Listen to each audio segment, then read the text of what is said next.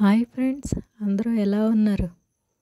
చూసారా, మన రసం చాలా సింపుల్గా చేశారు మా అమ్మ. ఇది ఎలా చేసుకోవాలో ఏంటో అయితే ఇప్పుడు చూద్దాము. అంతకన్నా ముందు నా ఛానల్కి లైక్ చేసి సబ్స్క్రైబ్ చేయండి ఫ్రెండ్స్. మా అమ్మ చాలా బాగా చేస్తారు రసం, చాలా సింపుల్గా. ఏం పెద్ద ఎక్కువ ఇంగ్రీడియంట్స్ కూడా ఏం వేసేదే లేదు. చూడండి, ఆయిల్ వేసుకొని, రసం కాబట్టి అంత ఆయిల్ వద్దు, కొంచెం లైట్గా మెంతులు వేసుకోవాలి. ఆయిల్ కొంచెం హీట్ ఎక్కాలి, మెంతులు చూసుకోవాలి. మెంతులు మాడిందంటే అయిపోయినట్టు, అంత బాగుంది రసం, చేదు వస్తుంది. మెంతులు కొంచెం కలర్ రావాలి, మరీ అంత ఎక్కువ వద్దు. కానీ మెంతులు ఆయిల్లో వేగితే దాని టేస్టే చాలా బాగుంటుంది. ఏంటి మెంతులు కమ్మదనం వస్తుంది. అదే పచ్చి మెంతులు అయితే కొంచెం చిరు చేదు వస్తుంది. మామూలు చేదు కాదు, చిరు చేదు. ఇప్పుడు కలర్ మారినాయా,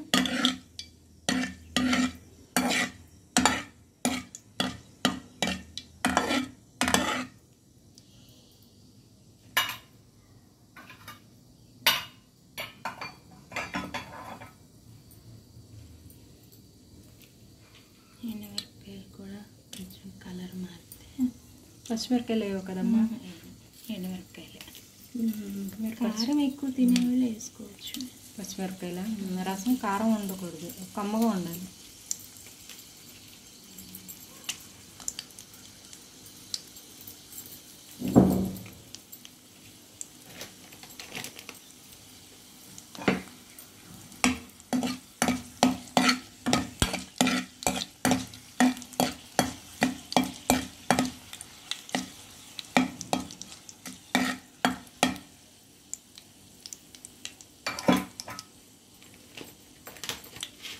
జీలకర్ర డైజెషన్కి మంచిది, వేసుకుంటే మంచిది.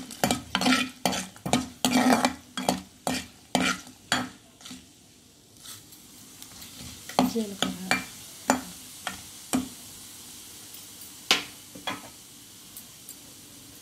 ఇప్పుడు ఆనియన్స్ వేసుకున్నాం.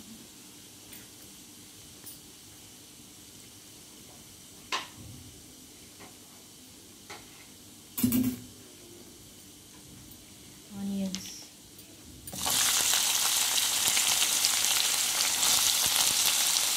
కొంచెం మెత్తబడితే చాలు, ఇది రసం కదా. బాగా బాయిల్ అయ్యేటప్పుడు మరి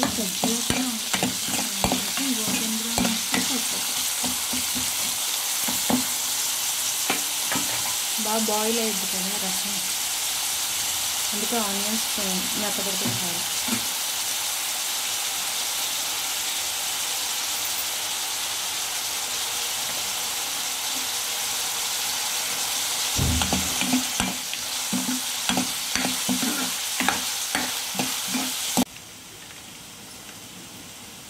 కొద్దిగా పసుపు,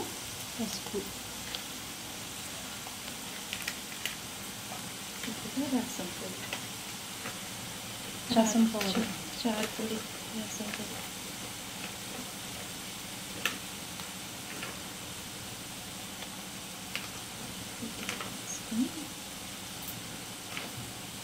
రసం పౌడర్ మాత్రం కొంచెమే వేసుకోవాలి, సాంబార్కి వేసినట్టు వేయకూడదు.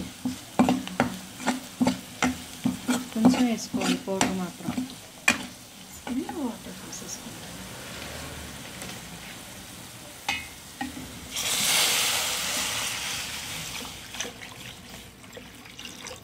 వాటర్ పోసుకున్నాక ఇప్పుడు కొంచెం సాల్ట్, చింతపండు అన్నీ వేసేస్తే బాయిల్ అవుతుంది.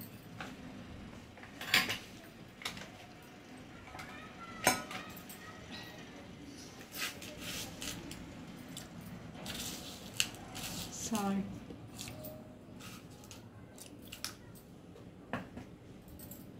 ఈ టైంలోనే కొంచెం చింతపండు,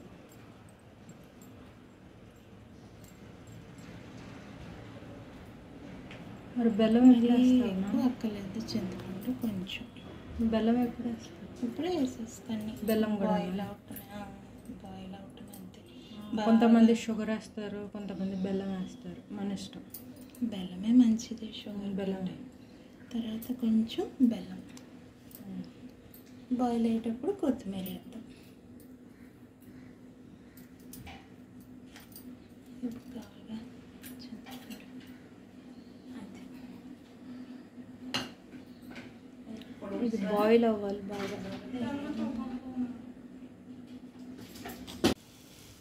కొంచెం కొత్తిమీర అంతే. కొత్తిమీర బాగా బాయిల్ అవ్వాలి. బాగా బాయిల్ అవ్వాలి. మళ్ళీ బాగా బాయిల్ అయ్యాక చూపిస్తాను. ఇది సాంబార్ అంత బాయిల్ అవసరం లేదు.